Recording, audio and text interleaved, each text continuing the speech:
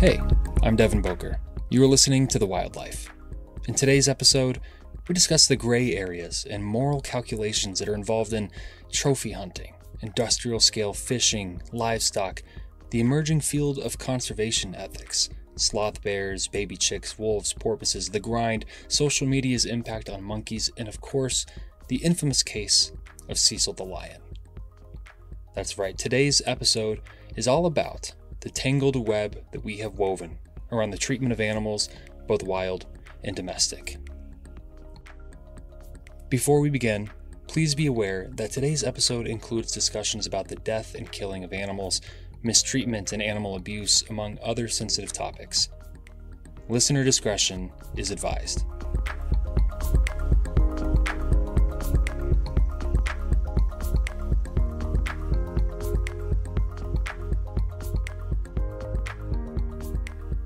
Let's meet today's guest. Hi, I'm Maggie Herskowitz, also known as Mad About Animals Mags, which is how you can find me on the YouTube. She's an animal welfare scientist who, at the time, was less than a week away from turning in her dissertation. I studied at the University of Edinburgh Royal Dick Veterinary School, School of Veterinary Studies, but that is the real name. And I'm about to have, theoretically, unless I screw up at the finish line, my Master's of Science in International Animal Welfare, Ethics, and Law. I've done a little bit of research in the wild on mostly volunteerism trips, so I don't know how much we want to count that for real. She's also worked with zoo house animals, and perhaps most importantly, she's a proud rat mom. I love rats so much, I have a tattoo of them. I think that's about it. No, it's not. She also makes her living writing computer games. That's not super relevant to this, but that pays better than doing science. Hey, no, that's cool. And I always really appreciate hearing that aspect of it too. I think it's important for people to hear that aspect of it, that sometimes you gotta have some things on the side as well too. For sure. Yeah. How did you if you just talk for a moment about how did you get to this spot? What was your pathway to getting this field? Sure. So I have a very unique pathway, I think. So in my grad school program, the three most common professions for graduate students were veterinarian, lawyer, and zookeeper. I assume closely followed by musical theater actress / game dev / former figure skating coach, but somehow it didn't quite make the top three. So I trained as an actress at the Boston Conservatory of Music. I moved to New York, where I pursued a career mostly in musical theater writing, and the pandemic hit. And suddenly there was no theater. And I had for a long time been wanting to get back to working with animals more. Originally, before the musical theater thing, so I actually skipped some grades. And I went to college when I was 14. And I graduated at 18 with a degree in psychology. And I had wanted to work with animals. But I think at 18, I had a very limited scope of what that would look like. And I also was very sensitive. I was a teenager, I get it. But so I wasn't sure. I think the ethics of keeping animals in zoos are very complicated. And at the time, I wasn't sure if I felt comfortable working with animals in zoos. And really the only other option I knew was the Jane Goodall thing. She was and is a big hero of mine, of going into the wild. And I felt like I wouldn't be able to stomach it emotionally if I'm studying an animal in the wild and it's getting eaten and I have to sit there taking my notes and can't interfere. I was so overwhelmed by the heaviness of the emotional aspect of working with animals that for me, I went in the opposite way and pursued my other passions of acting, of writing, everything like that, and just loved animals very much. Always had pets, always adopted and snuggled and loved. And then really, and this is so random, a trip to the most magical place on earth reignited her curiosity. And I saw Disney's Animal Kingdom, which to me was such a lovely mix of the wild in how expansive the mixed species savanna exhibit is, but without having to deal with the crazy, sad, difficult parts of the wild. And it kind of made me interested in getting back into animal science as a primary field rather than just something that I'm passionate about on the side. And when the pandemic hit, I decided to apply for this degree. And it was very naive of me. I didn't realize how naive until the very kind people at Edinburgh Vet were like, so you have an undergraduate degree in psychology, that's a Bachelor of Arts, and then 3/5 of a degree in musical theater, also undergrad. Like, do you understand this is like a graduate science program at a vet school? It's going to be really hard. And I was like, yeah. I already told you I'm vegan. I love animals. It's going to be great. And then they kicked my butt up and down in these courses.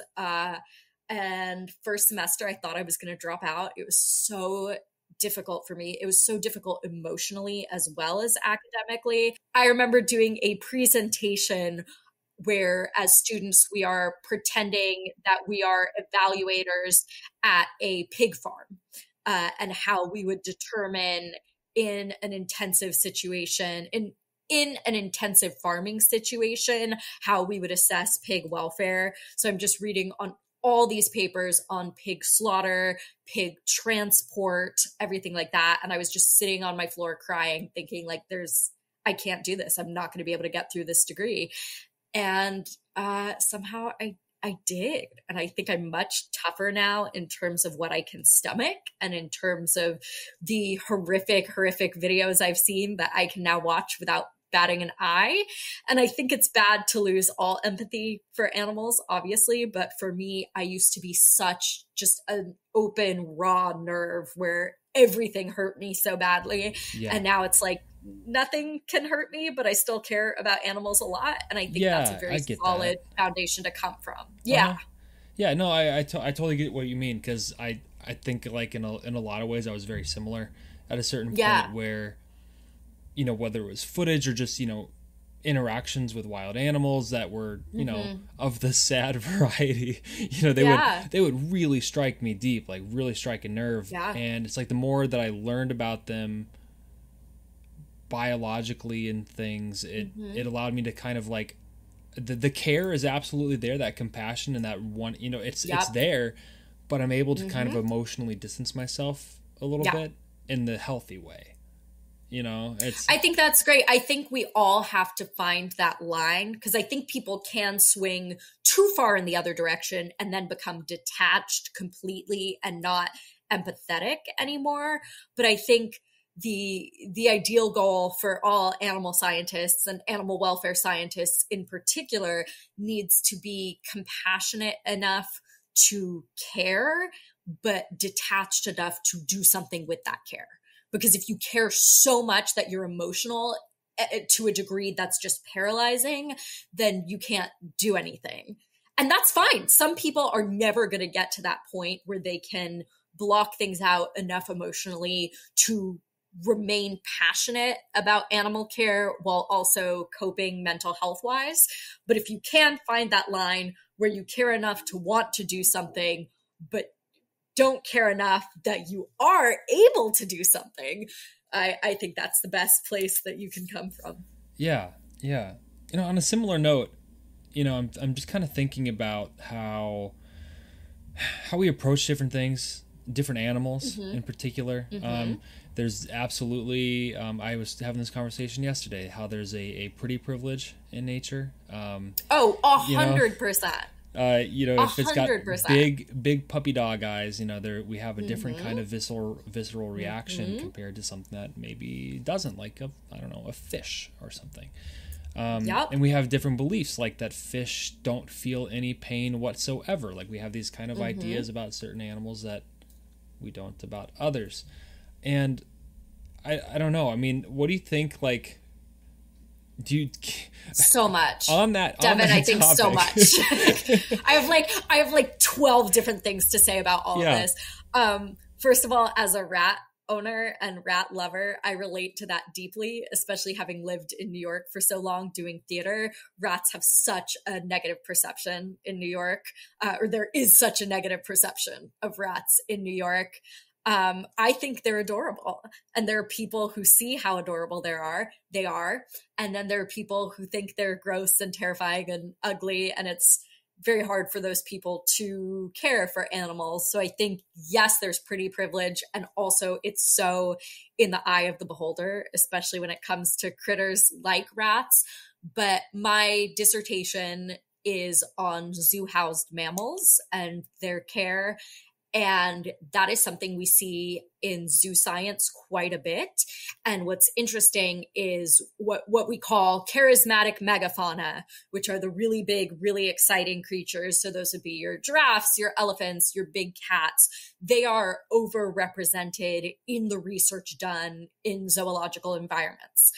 So for example, I found 5 or 6 studies on tigers that had to do with my specific element, which was housing.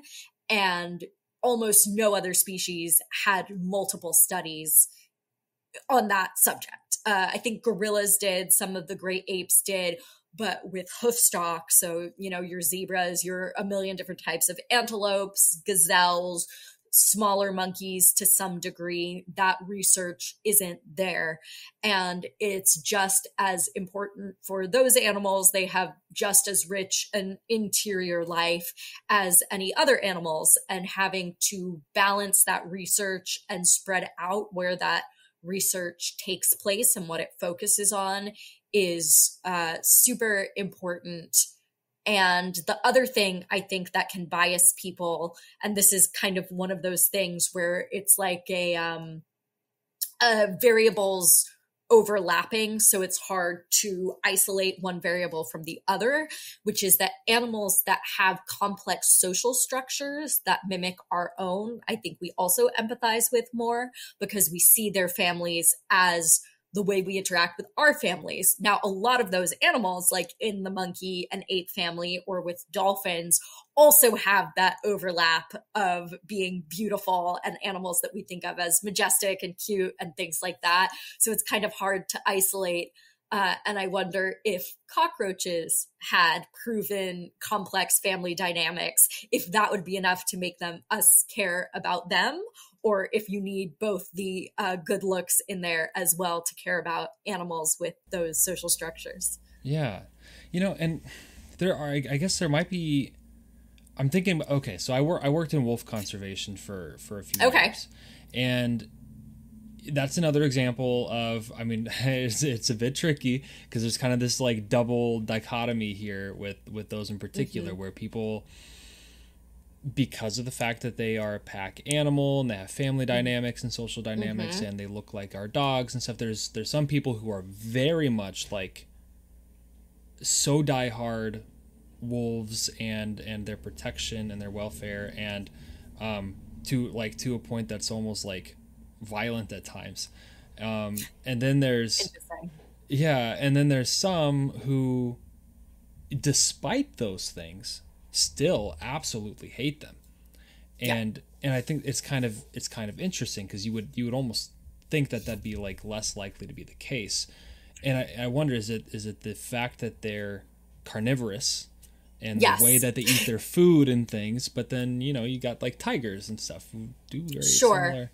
And I think this is a place where the fact that my degree is in international animal welfare ethics and law really comes into play, which is, I think people who live near wolves probably have a different perspective than those of us like me who just have a high concept of them as like, oh yeah, wild puppies, they're so cool. I was talking to one of my classmates today whose dissertation is on sled dogs, who had a dog killed by wolves when she lived in Alaska. So I think when you're living in close proximity to apex predators who could be a danger to you, to your pets, to your family, that's going to give you a very different perspective. So what you just said about tigers, for us, that's super true. In places where you're seeing a tiger outside your door, that can be very different. And so, for example, there are communities in Africa where people hate elephants. And for us, the idea of hating an elephant is like, but they're so beautiful, they're majestic, they're wonderful. But for those people, elephants are a legitimate threat to their crops, to their livelihoods, possibly to their lives, to their children's lives. And that can apply to any big cat in South America, in Asia, wherever they are, where there is a risk of that animal hopping your fence and dragging your child off.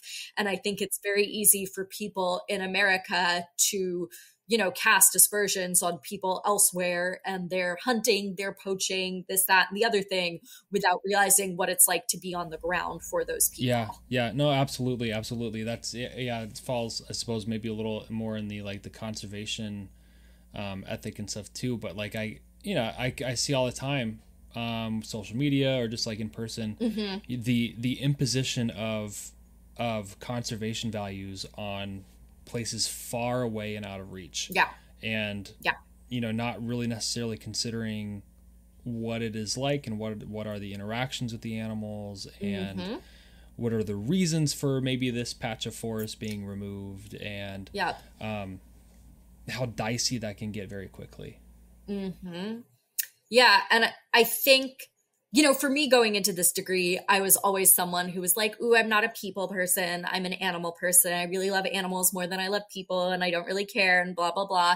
And over the course of this degree, I learned that if you care about animals, the most valuable thing you can do for them is probably to care about people, because people are the ones who are, whether it's managing them in zoological situations, in intensive farming situations, or infringing on their natural habitat, or coming into conflict with them because their natural habitat is already destroyed.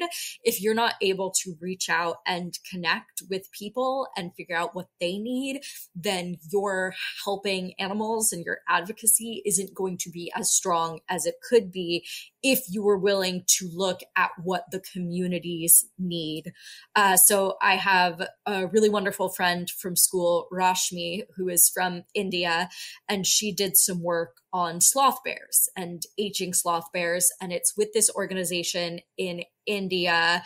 I believe it's called SOS Rescue or something like that. We'll have to look it up and put it in the show notes. But there was an ethnic minority in India that used sloth bears as a source of income, as dancing bears to kind of panhandle on the side of the roads. Obviously not all of them, but this was something that was happening in this community. Basically, they would have a ring through the bear's nose and pull it up to have it dance. And it's just this horrific practice. Oh my God, it's the images of it are so heartbreaking, but they knew that just confiscating these bears wasn't going to help, because then these people are going to go out and get another bear because they need a source of income.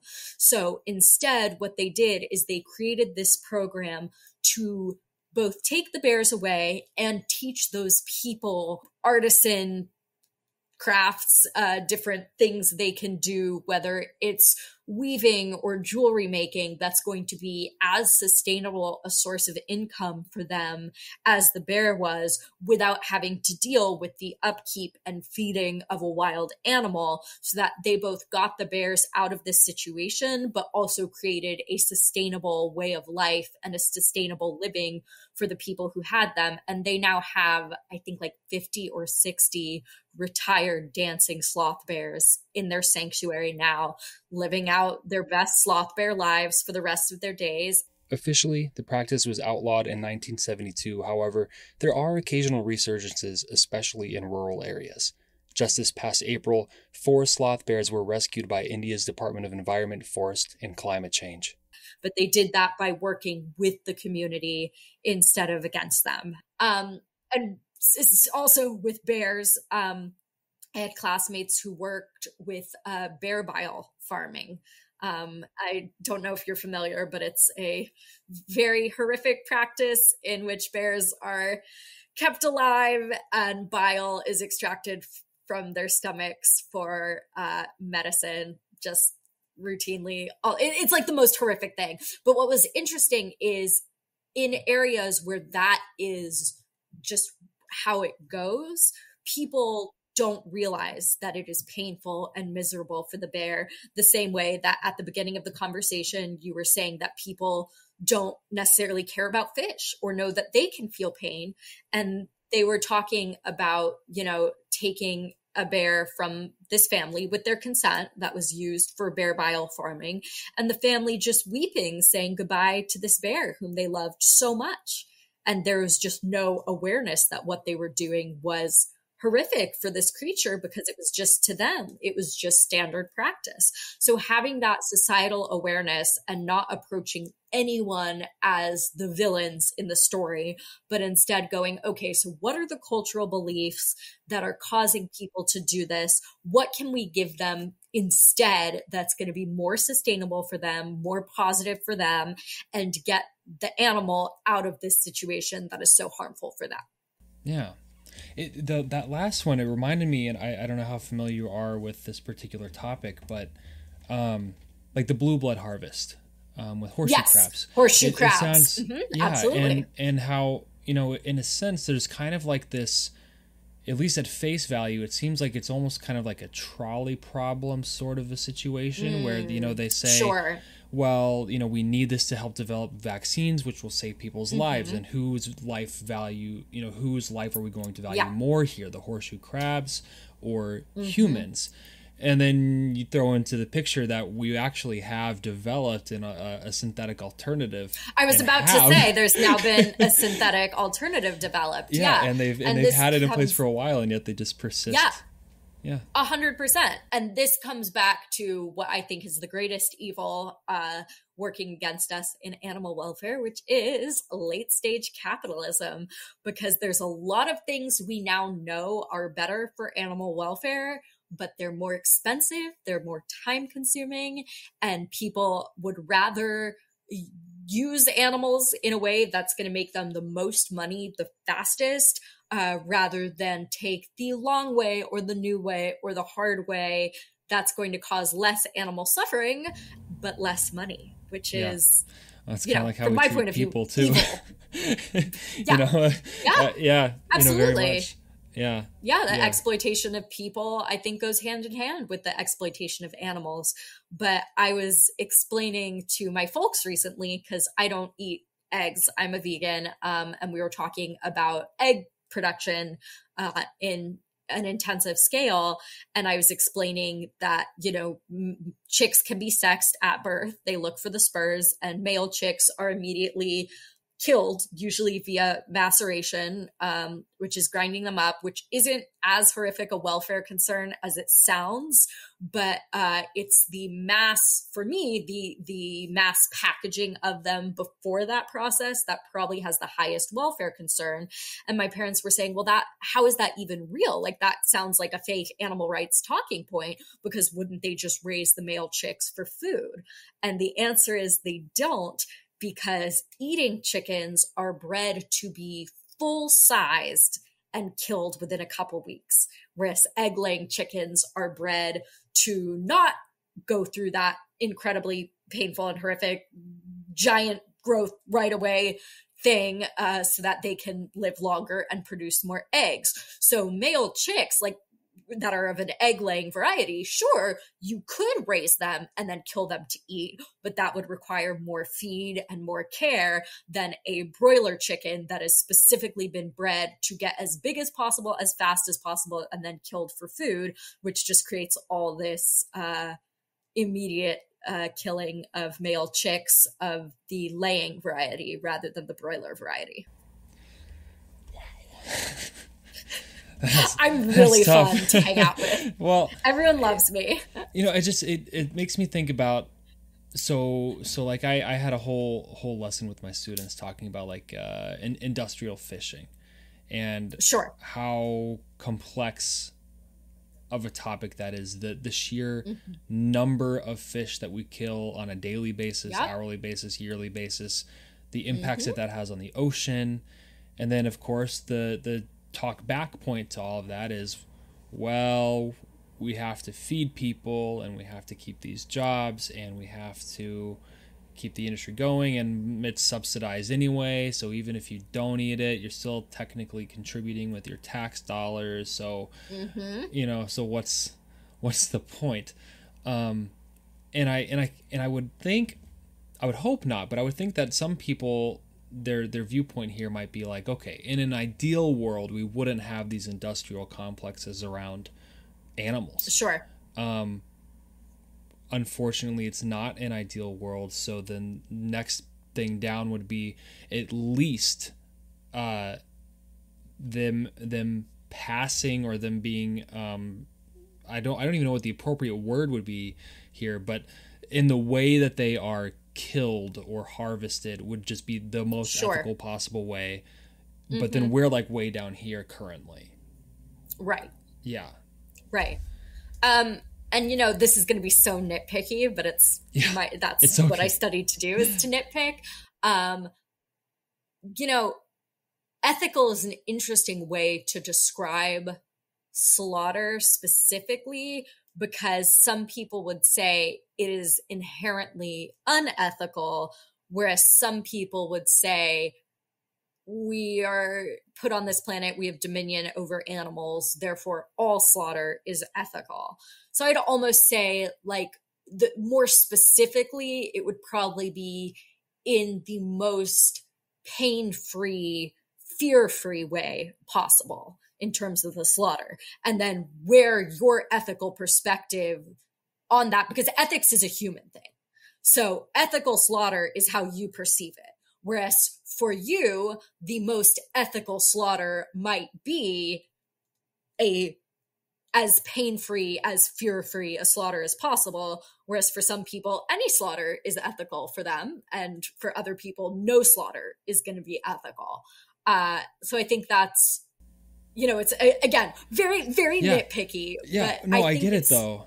Yeah. It's, and some people have completely different approaches, and I can't, man, I can't even think of some of the terminology and like specific like ethical titles and things that I used to, but like, there's some people who kind of look at things and do the least amount of harm. Well, what is that involving? Is that involving people as well in that scenario? And then it brings into a value system of, well, which are you valuing more than, the human life or the animal life? Totally. Are they equal? Is life regardless? And therefore should be treated in the same manner. And I can see that just, I do not envy having to spend a lot of time. It is a tangled web. But I think, in terms of how we prioritize human versus animal life, I like to think of myself as a little bit of a coward and a little bit ready to take the easy way out in a good way, I hope and think, because there are things that are on such extreme ends of the scale when it terms of having to try and balance out the moral math of who needs what the most and who is most deserving of life and limb. And then I think there are these middle ground issues that we can start there. So if it comes to, am I going to go to bat to end all animal testing? Sure, I think that would be cute. But my let's be a coward for right now thing is animal testing for cosmetics. Why are we still doing that? Like, it's one thing to say, well, we have to test on animals because we're trying to cure cancer. We're trying to come up with vaccines. Think of the millions of lives that are being saved. I'm like, okay, great. Let me not get into that debate with you right now. Let's just focus on why we are still testing cosmetics on animals in this country. There's no reason for us to be doing that. Lots of other countries have banned it. We need to get our shit together and not test cosmetics on animals. That's crazy. Same thing with zoos. Like, without getting into, do zoos conservation value and the research they fund in situ and ex situ outweigh any individual welfare compromise for these specimens in a zoo? Like, let's table that for now and say that in America, we have 2,000 or so institutions licensed by the USDA to exhibit wild animals. And about 200 of those are accredited by the Association of Zoos and Aquariums. zoos. So before we start talking about like, let's shut down all the zoos, like, let's shut down. You hear these stories about, you know, a tiger that is kept at a gas station in this tiny cage, or animals used as college mascots that live their lives in these, what we would say, old style cages that are just bars and concrete, don't provide any opportunities for natural behavior, don't have enrichment. The animal is not in an appropriate social grouping. Like, let's tackle that. Let's tackle the incredibly loose wildlife laws that allow us to keep animals, wild animals, as private citizens. And then we can move on to, okay, you know, let's look at the best of the best and see if we think that's ethical. But I always tell a story about, you know, I studied through this Scottish university, and I never learned about America from the perspective of a foreign country before. Yeah. And one of the funniest things, there were very few American students, but my friend with the husky and the wolf situation and I were both so embarrassed every time we had to learn about America. But one of my favorites was in a course called, I think, Captive and Free Ranging Wild Animal Welfare. They were talking about exotic pets internationally. And the teacher goes, so in a lot of states in America, it's actually legal to keep wild animals such as tigers in your private possession. But you have to remember that America has a very specific culture around personal freedoms, and we don't have time to get into that. So just know it's a very unique situation over there. And Caitlin and I were both just like, yeah, we get it. We let people do whatever. We know it's not us. We don't want to let people run around with AR-15s and tigers. It's just what happens. Yeah. So it's like exactly what you were saying, where it's like, before we say end all meat production, although personally in my perfect world, I'm very excited about the lab grown meats that are coming out. Yeah, that's interesting stuff. Things like that, the Beyond Burgers of the world, things like that. But if it's like, what are the small steps we can take? It's like, well, the very smallest, the baby steps are increasing the strictness of animal welfare requirements in intensive farming situations. That's like the easiest baby step number one. You know, if you're going to intensively farm, it has to be slightly less nightmarish for the animals. There's big things right now in terms of legalization of whether or not you have to have enough space for a pig to stand up and turn around in an intensive farming situation. And there are states where that is not legally required, and they are very mad at the idea of that having to be legally required. So the baby step would be make intensive farming less absolutely nightmarishly horrific. The next step would be get rid of intensive farming altogether. And then we start getting into these problems of, well, if we're going to produce the same amount of meat overall as we do in intensive farming situations, suddenly that's taking up more space. And a big problem with meat production is, for example, deforestation in the Amazon. A lot of that is driven by demand for beef. And so all of that, you just got to do a whole lot of moral math, or you don't eat animals, and you find interesting and creative ways to help other people reduce meat consumption, at the very least, campaign for better welfare laws. There's an amazing woman. I'm going to look up her name and then I'm going to mispronounce it. But she does these basically vegan farm transformations. She calls them transfarmations. And it started when she made her farm vegan. And then she had neighbors who, again, everyone, if you're listening to this, if this doesn't get cut out, because I know I say so many anecdotes, please go Google this for yourself so you make sure all the numbers are correct. But the basic idea of this story is that she she had a neighbor who was a dairy farmer. And what people don't always realize is that even dairy farming inevitably ends with animal slaughter, because cows stop producing milk and then they're killed either for meat or, you know, whatever. Regardless, the cows stop being useful. Again, capitalism, we get rid of them. And a person who was a dairy farmer was so sick of having to say goodbye to these cows that he raised and loved. And that's a big argument against veganism. It's like, well, farmers love their animals and they're bonded with them and this, that, the other thing. And that may be true. But for those farmers for whom it is true, it is psychologically taxing to raise animals that you do care about, that you do feed by hand every day, that you do love, and then send them to slaughter. So this dairy farmer called her and was like, hey, I would essentially like to more or less flip my farm. Her name is Sarah Sarah Heiligtag. And she does these transformations where animal farmers come to her and say, how do I repurpose this farmland into a plot of land that is going to produce food for people, that is going to keep other people fed, that is going to keep me in a job, supporting my livelihood, supporting my family, but I'm not going to have to deal with the psychological toll of sending animals to slaughter.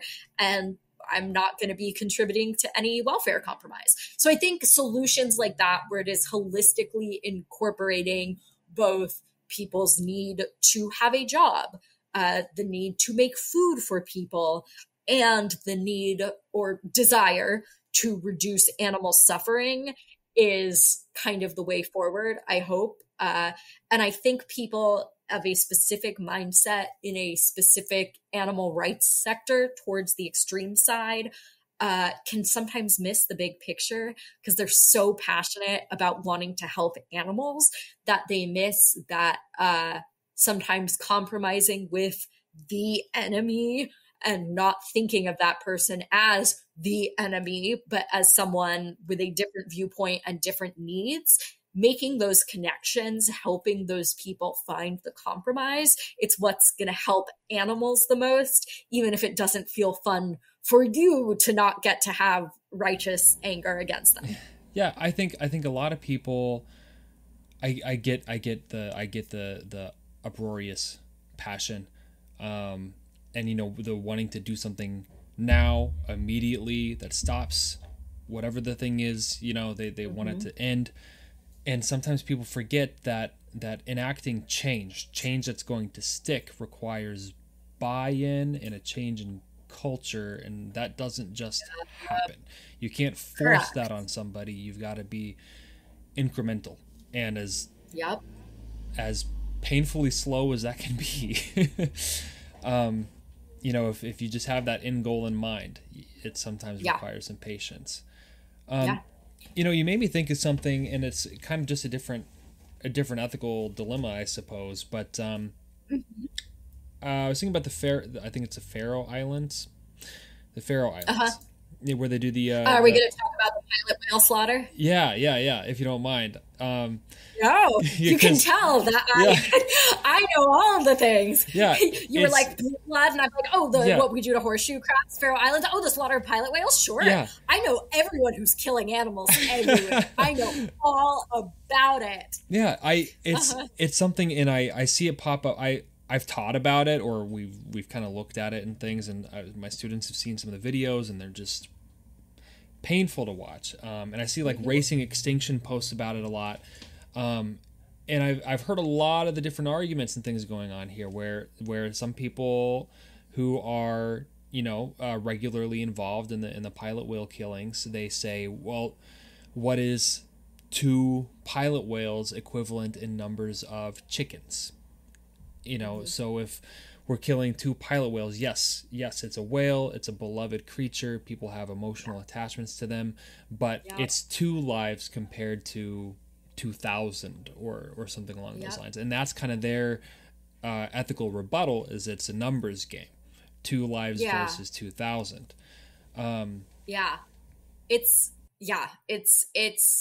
It is hard for me because I love whales and dolphins so much. They are my favorite creature. So it's very painful for me I also, this is where it gets into, is this personal bias or not territory, and what are the ethics of this? I tend to have a lot of empathy and a lot of sympathy for animals who have been proven to grieve and to mourn and to experience a real chronic, prolonged sense of loss and psychological damage.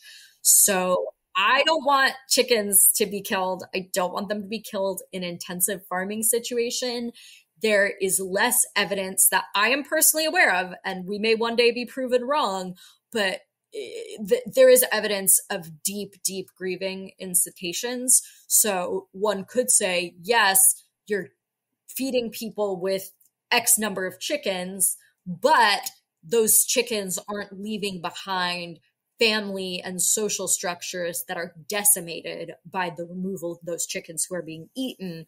Whereas with whales and dolphins, removing those creatures may cause this ripple effect of grief and pain and emotional suffering. Also, I've heard some statistics about how long it takes pilot whales to die in what I believe they call the grind. That can be 10 or 11 minutes of suffering, which is horrific. And so for me, what they've kind of drilled into my head in animal welfare school is that death is neutral welfare. Dying is not necessarily a negative. It is the fear and the pain and the suffering involved in death that is a welfare concern. So for me, I think if we have 100 chickens who are being killed instantaneously in an effective and relatively humane way versus 2 pilot whales who are experiencing this deep fear and panic as they are being herded, are intelligent and socially complex enough to have an awareness of their surroundings, an awareness of the death of their family and friends around them, and are then dying a slow, painful death for 10 minutes.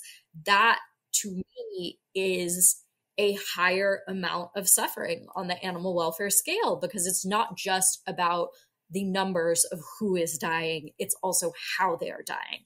Now, that said, there's this whole argument in the Faroe Islands about, well, this is a cultural practice, this is cultural preservation, and it is not my field of expertise or my job to condemn or condone that one way or the other. I have no opinion there, but I can speak to the idea of when I personally do moral math in my head, it is not solely a numbers game in terms of who is killed. It's how are they killed, and also how much awareness of death do they have? What kind of family situation might they leave behind where there is grief? And on if we're going into super, super, super macroscopic, who's keeping people alive and horseshoe crab blood vaccine kind of vibes, whales, I don't know if this is as true of Odontoceti as it is for baleen whales, but at the very least, baleen whales are terrific for climate change. They really, really, really help their poop and the way they eat and the way they defecate actually is useful for climate change. So when we talk about whaling, at least to baleen whales, it's an easy and fun argument for me personally to make, to be like, no, you can't kill whales. It's bad because they're super smart. They're super social. They have these deep family connections, and it's worse for us to kill them. So if you care about people, then you have to keep the whales alive, because keeping the whales alive helps keep us alive. So, right. Yeah. Well, yeah, there's whales, talking about types of animals that get a lot more research study focused and stuff, oh my gosh, I've seen studies about the churning effect that whale motion has in the ocean, and how that helps to cycle nutrients, and how they support fisheries, and not to mention a whale fall can provide food and habitat for wildlife in the deep sea for 150 years. There's a whale life is not just its life; it is the life of many. Yeah.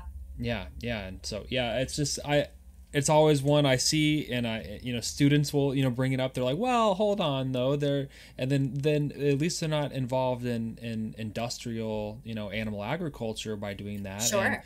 And, sure, but there's and I feel like that's kind of the in general with ethics, bioethics, whether you're talking about like medical treatments or research, but animal ethics, there's a lot of but and well, in this situation, and then you have to think about how it affects this. And that was the hardest part of school for me, was there was always a but.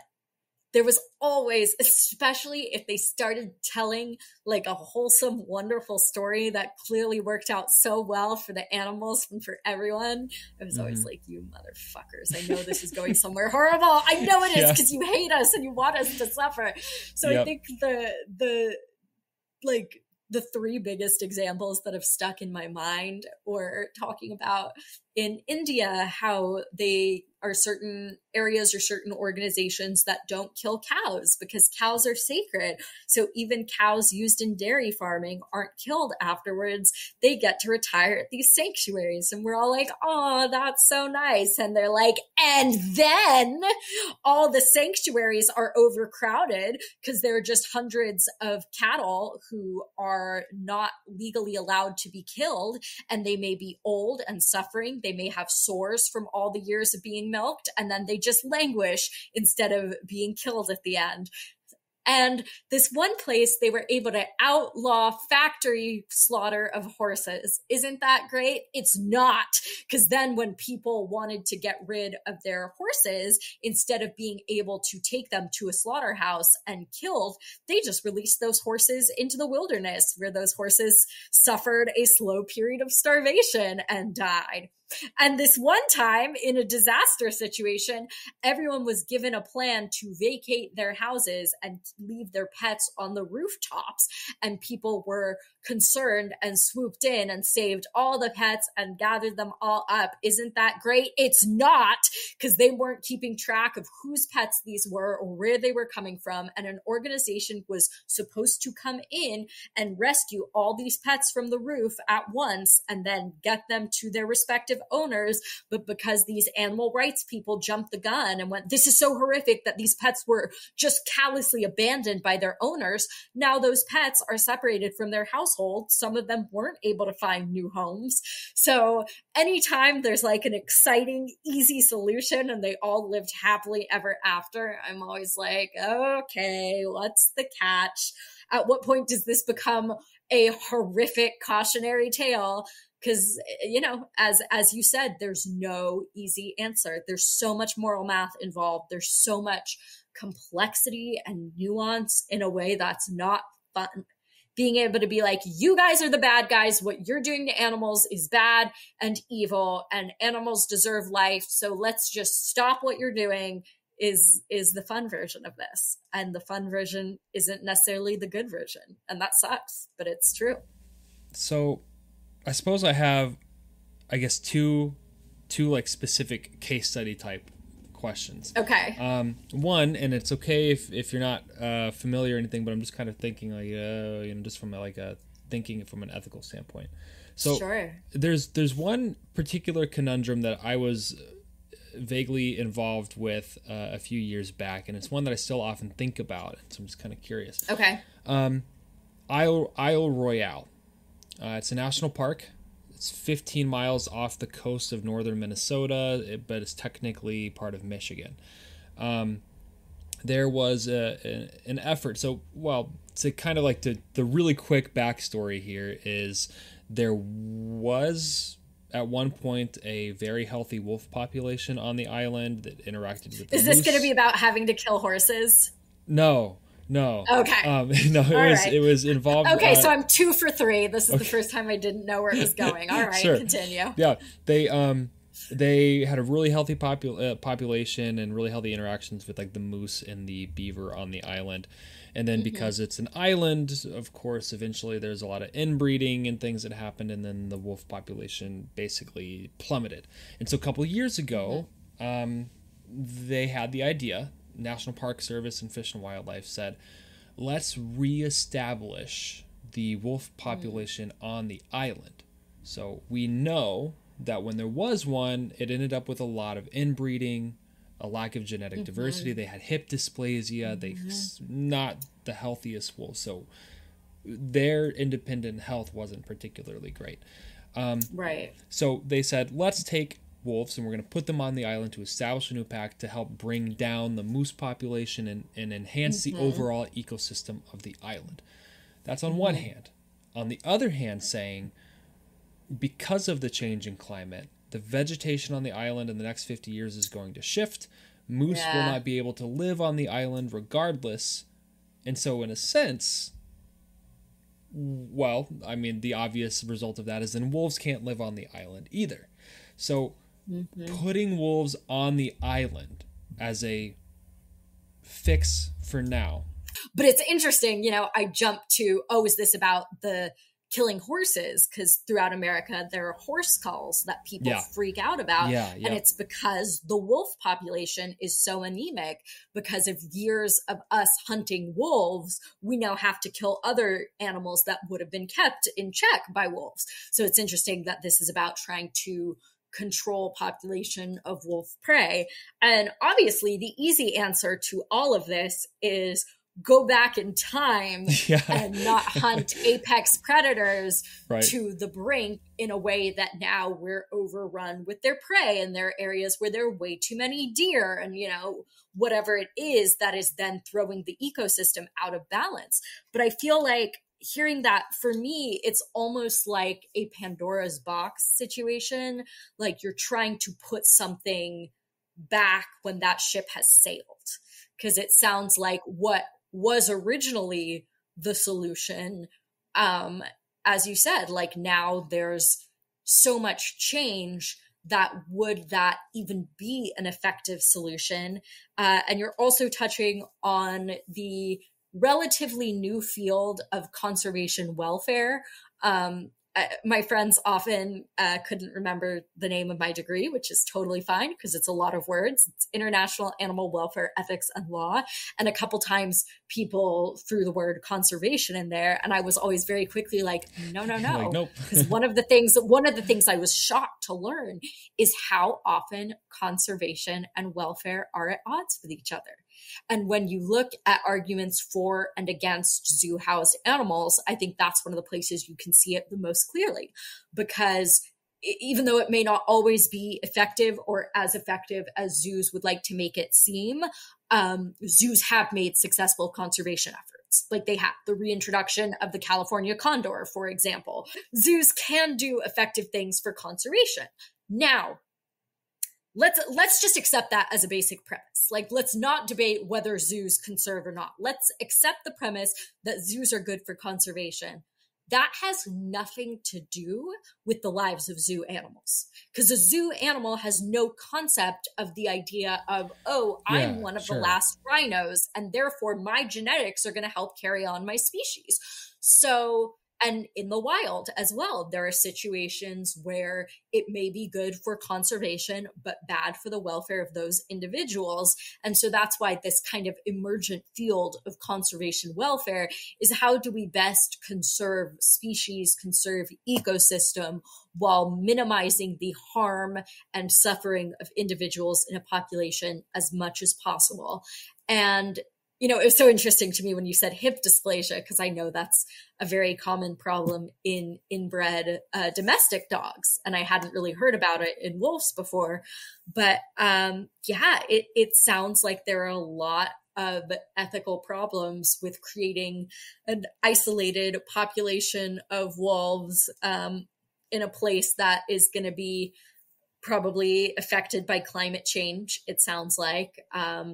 A great example of that is the Baltimore Aquarium decided it was going to be one of the first aquaria in the United States to retire their dolphins to a seaside sanctuary, semi-captive facility where they would still receive human care but be in the ocean. And that was supposed to happen several years ago, and it hasn't happened because every time they look at a new location for this seaside sanctuary, either the water temperature has changed, or suddenly there are all these hurricanes that didn't used to be there, or the waves. And so once again, it's this, well, the solution is we never should have taken dolphins out of the ocean and shouldn't have had dolphins in captivity. But now that we do, what is best for their welfare? Is it keeping them in captivity, or is it putting them back into a changing ocean? And again, if it weren't for human interference, maybe the answer would be pop them back in the ocean. But if we broke the ocean too, then, where do we put it? So it's all that anthropogenic influence, not just on individuals, but on the planet on which they live, that makes those questions so difficult. So for me, the short answer would be, it's so weird to hear myself say things like this, because 3 years ago I never would probably be human culling of moose population if they are overpopulating on the island. And I'm someone who would never have condoned that and would have signed all the petitions saying, stop the moose cull. But it's possible that a moose being killed by some relatively humane, fast methodology by a human is less painful than being torn apart by wolves, most likely. And you are not then forcing wolves into a situation of, well, we don't want to kill the moose, we want wolves to do it for us. But in doing so, you're setting the wolves up for welfare compromise down the road. Mm-hmm. No, that's an interesting way of looking at it. My take, more or less. No, yeah. I get that. I do. Okay. Last one. Okay. Last one. And I bring it up in part because you touched on it in your video, but also because it's close to home, because I'm in Minnesota. Okay. Cecil the lion. Yes. I remember that all happening very well because the dentist was in Eden Prairie, Minnesota. And so oh my gosh, it was all the rage, all the buzz. He was the dentist of one of my friends, and so oh my God. So Cecil the lion, I mean, that was an animal ethics issue that wasn't necessarily far removed or abstract for people because it was everywhere. It was all over the news. Yeah. It was all over social media. There's petitions out the wazoo. That topic in general, I'm just kind of wondering if you can, not to ask you to like re-summarize your video. No, but it's only briefly touched on in that. In fact, if you call, I throw it over to Master Luke Branch Climber. I saw on your website that you mentioned being a geek. I don't know if you noticed my rats were Princess Leia Smallgana and Luke Branch Climber, but I tell Luke to add it to the list of videos that we have to make in terms of the ethics of trophy hunting. I will go on record and say, before this degree, I was staunchly anti-hunting in all forms. After this degree, I think hunting is the most ethical way to consume meat. And I now get very, very annoyed with my friends who are animal lovers who say, oh my God, I could never kill an animal. I could never hunt. I think people who are hunting are, so disgusting. They're despicable. Try this cheeseburger. It's delicious. And it's like, no. The animal in that cheeseburger probably suffered so much more than an animal living its best life in the wild who you then kill. So I think I get to judge people because I don't participate in intensive farming either, but I don't think people who happily eat their cheeseburgers should be allowed to judge people who kill animals, at the very least for sustenance.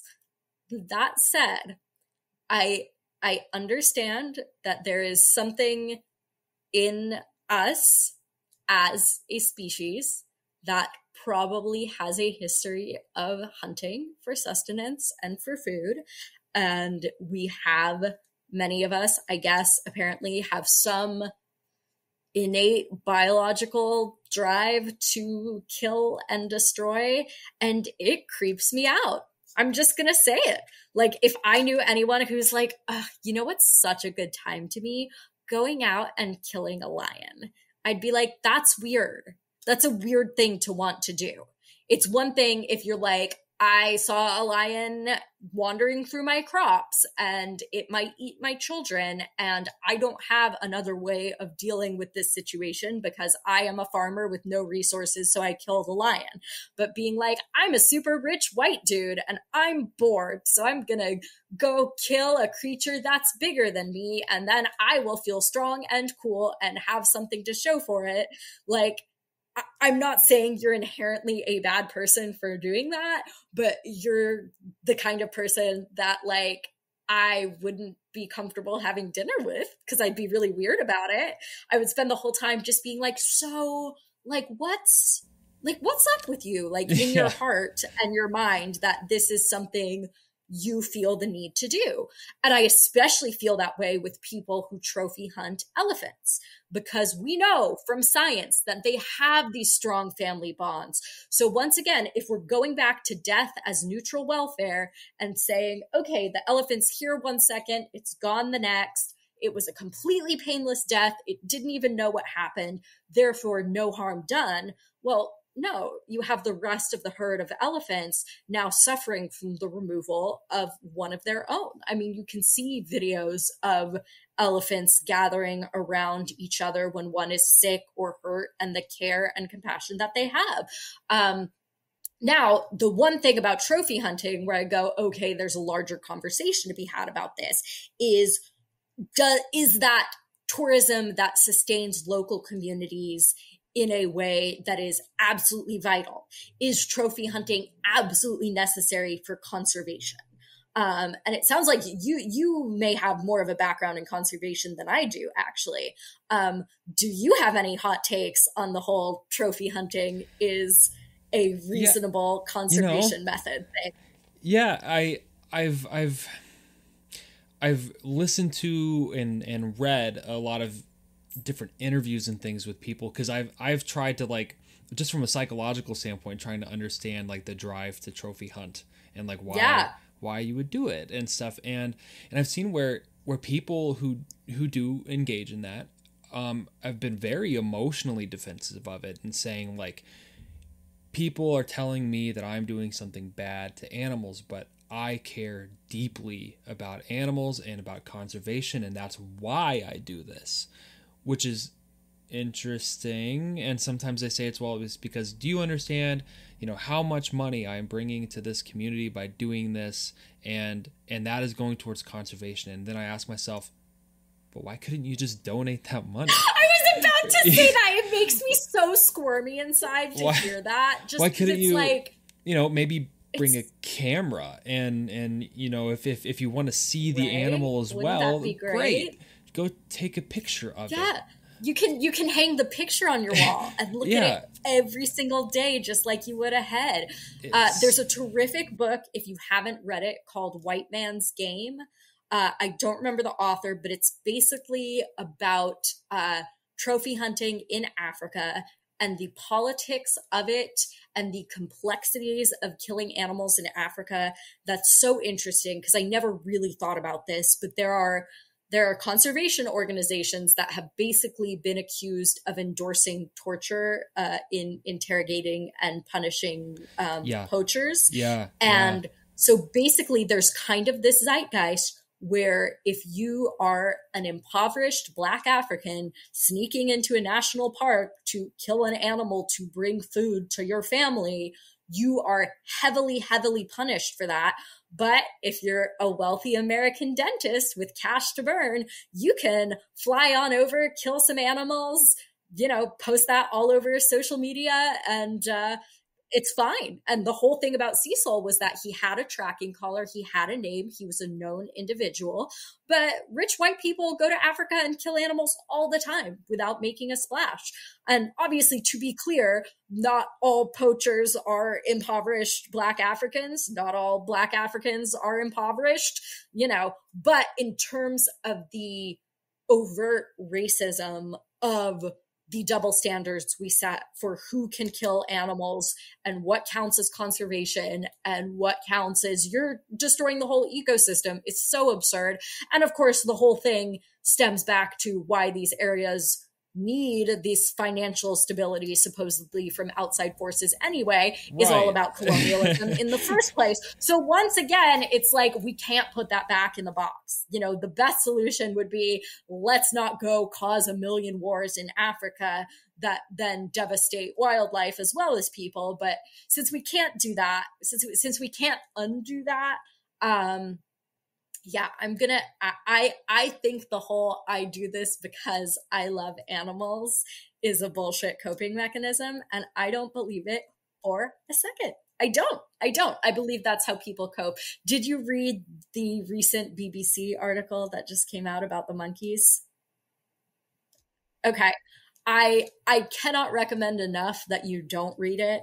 It is truly horrific. I mean, here's the thing. You have heard me now rattle off a couple different case studies that are horrifying that I'm like, yeah, they do this and they do that. This is like kept me up at night, couldn't sleep level torture. But there were people in this group who, when caught or when flipped, went to the government and said, yeah, I'm reporting this ring of animal torturers. I only joined the ring to take them down, but then I got too into character and started participating. But like, I love animals and I was in this for the right reasons. And it's like, oh, so that's how you're going to cope with this? Really? I don't know anyone who, as I said, the people I know who love animals say, I could never kill an animal. And then they go eat animals, but it's so removed from them that they don't even realize what that is. They don't realize what that looks like, what that feels like. But I don't know anyone personally. And, I was raised in Los Angeles. I then lived in New York for a while. These are very liberal, artsy places. But I don't know anyone who is both like, I love animals and I would love to go kill them. In Africa, I want to get the big five, I don't quite buy it. Here's what I buy. I buy that people are seen as animal haters and that they would be like, no, I don't hate animals at all. And I believe you don't have to hate animals to want to kill them, because you can have that cognitive dissonance of, this is the natural order of things. I am an apex predator. Me going out and shooting a lion is no different than a wolf going out and taking down a deer. And to a degree, there is an argument to be made in that, except that when a wolf goes out and kills a deer, it has no other options other than like killing a rabbit. But it needs to kill to survive. You do not need to have a mounted lion head on your wall to survive. And again, another problem with the Cecil thing, as I said in the video, is it did supposedly take him overnight to die. So this was a prolonged, dragged out, suffering death. And, I don't know. Again, this is the reason I keep using colloquial language, is because I'm really coming from a place of my gut reaction to it rather than a very elevated, nuanced ethical argument, because my gut reaction is just ew. Like, truly, because there are things where I'm like, okay, people who are, farming bear bile, they have been taught this is what you do to bears. Like, this is how we get medicine that people desperately need. And they probably don't even realize it hurts the bear. Like, you don't need to go kill a lion. You were not raised in Minnesota to go kill lions as part of your culture. And whatever my last point was. You don't not think it hurts the lion. Like you know you're gonna go kill a lion. That's the whole point. I don't know. I just can't imagine that being fun for people. But I know people who live feed animals to other animals that they keep as pets, and some people are horrified by it but do it anyway, and some people genuinely enjoy it, and those people creep me out too. Like, I think, and I know people who are very interested in seeing animals kill other animals in the wild, and I couldn't personally do that. It's one of the reasons I didn't go into field research for things like carnivores. Like, I would lose my mind if I had to watch, wolves tear apart a baby deer or whatever. But there's a difference between, ooh, this is a natural behavior that is interesting to me to observe in the wild, and I would personally enjoy killing something or being responsible for the death of something by either feeding something to something else or paying for people to torture animals in a different country and film it and put it on YouTube. Don't even worry about it. Yeah. Oh gosh. Yeah, I wasn't sure when you said the monkey thing. I was like, I think it might be talking about that topic, but oh God. Yeah. It's so bad. It's so bad. It's horrible.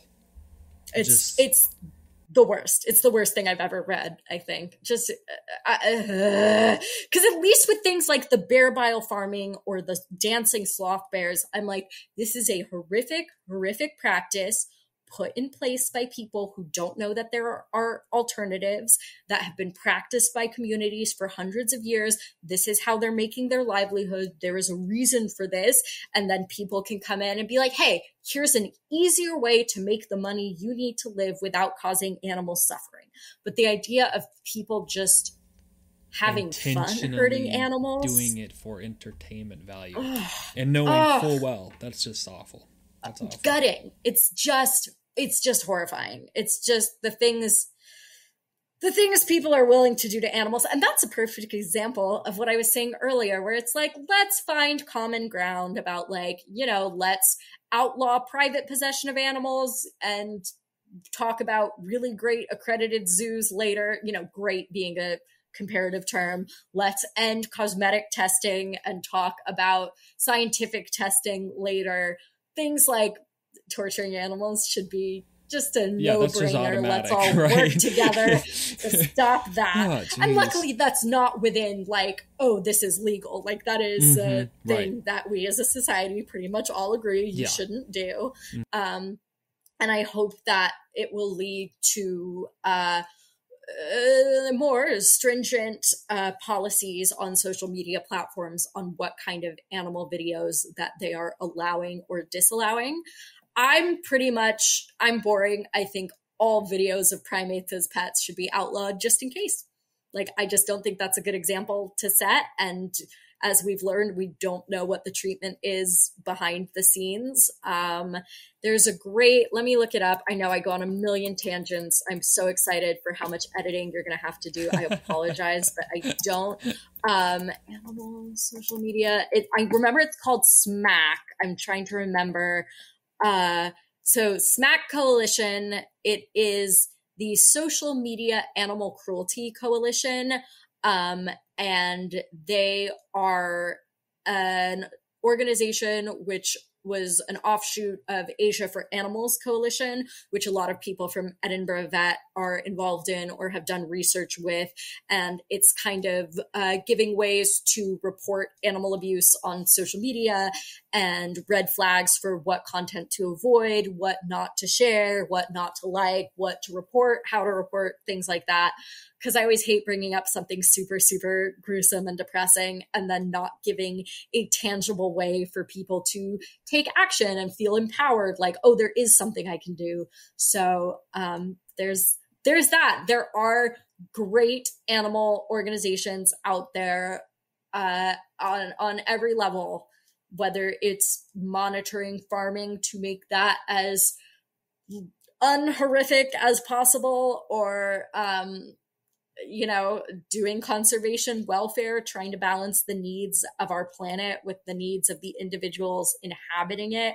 And I think that's really exciting. And that's also why I get really excited about things like your podcast or my YouTube channel that can kind of bring those larger ideas to people in a bite-sized form, because I think they are really big, really high concept issues that are hard for people to find the nuance in, especially when discussions are being had in 240 character tweets or whatever the limit is now. Right. People, there's really no room for nuance. You're either on the side of complete liberation for all animals, or you are the villain. And there are people who would listen to that statement and be like, yeah, that's exactly right, as it should be. And it's like, well, okay, but that's not the most useful way to help animals.